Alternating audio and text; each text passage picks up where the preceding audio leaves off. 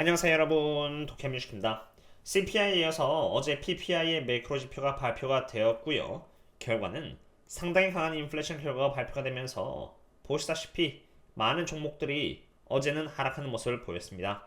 테슬라 또한 예외는 아니었는데요. 장중에 테슬라는 429달러를 갱신하는 모습을 보이기도 하였으나 어젯밤에 즐기면서 준비하자고도 분석드린 결과 같이 420달러의 콜옵션이 워낙 많이 있었고 420달러 측에서 수익 실현이 되는 과정에서 429에 있었던 테슬라는 다시 420달러 이내로 끌어당겨진 것입니다.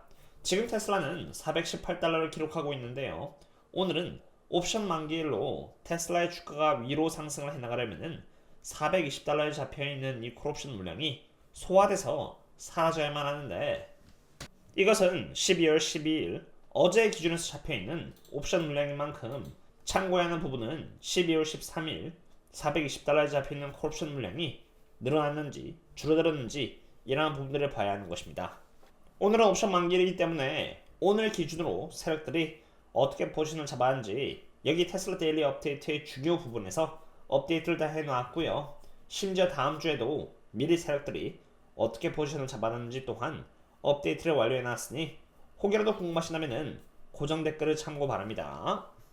그럼 이제 옵션을 떠나서 테슬라는 차트상 어떠한 상태에 와 있는지 한번 알아보고자 합니다. 보시다시피 저는 테슬라는 꾸준히 오랜 기간에 걸쳐서 하루도 빠짐없이 분석을 이어나가 왔는데요. 중요한 이벤트들을 다 적어 놓았고 이러한 흐름에 따라서 테슬라의 주가는 저점 대비해서 약 99% 상승하는 상태입니다. 이 차트에서 볼린저 밴드를 적용시켜서 보면은 테슬라의 주가는 어제 기준으로 이미 여기 이렇게 어퍼 밴드의 리밋을 초과한 상태라는 것을 볼 수가 있는데요. 이것은 볼린저 밴드상 과매수를 의미하는 것이고요. 그와 동시에 RSI를 기준으로 보시면은 75를 갱신하고 있기 때문에 마찬가지로 과매수인 것입니다.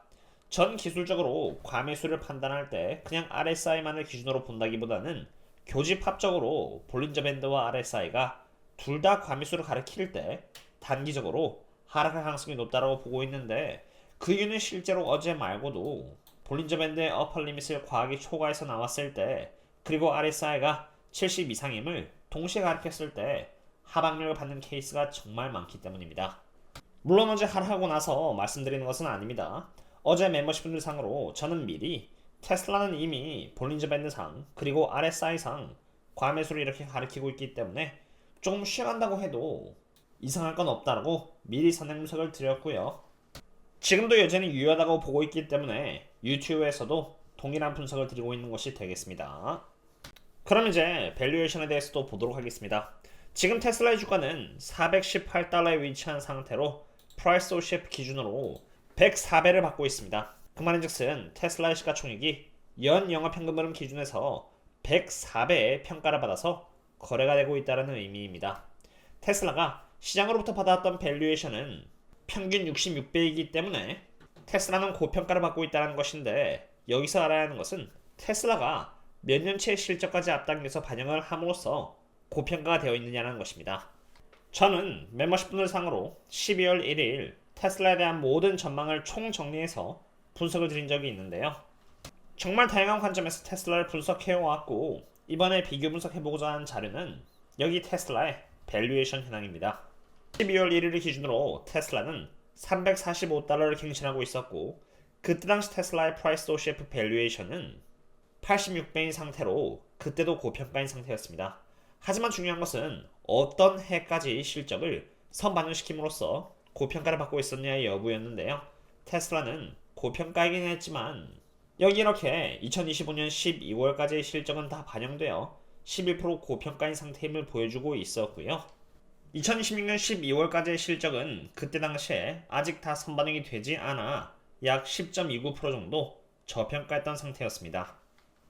즉 테슬라가 24년 그리고 25년 기준에서는 고평가이나 26년 기준에서는 저평가인 상태에서 테슬라가 24년 3분기를 시작으로 턴어라운드가 시작되었고 트럼프를 등에 업었기 때문에 시장에서는 충분히 미래의 실적을 선반영할 수 있다고 판단해서 11월 29일 멤버십 분들께 트레이드 얼러트와 함께 공지드린 대로 336달러에 테슬라를 추가로 더 매집을 했던 것입니다.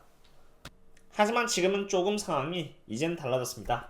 12월 1일 때 분석드렸던 때와는 달리 밸류에이션 관점에서 지금의 테슬라는 벌써 2026년 12월 실적까지 선 반영을 해서 약 9% 정도 고평가를 받고 있는 상태입니다. 각자의 기준에 따라서 투자를 하면 됩니다만 저는 보수적으로 투자하는 것을 더 편애하는 만큼 주식시장에서 미리 실적을 선 반영해서 좋은 모습을 보여주었다라면은 이제는 테슬라 측에서 실적으로서 그 기대감에 부합하는 모습을 보여줘야 한다고 봅니다. 만약 테슬라 측에서 24년 4분기에 좋은 실적을 보여준다면은 이제 여기 있는 성장률 프로젝션 수치들이 상승을 하면서 원래는 9% 고평가였던 것이 예를 들어서 적정 주가가 될 수 있는 것입니다. 좋은 실적을 보여줌으로써 지금 테슬라가 받고 있는 밸류에이션이 정당하다는 것을 시장에게 증명을 해야만 하겠습니다. 그리고 그렇다고 해서 매도를 할 생각은 전혀 없습니다.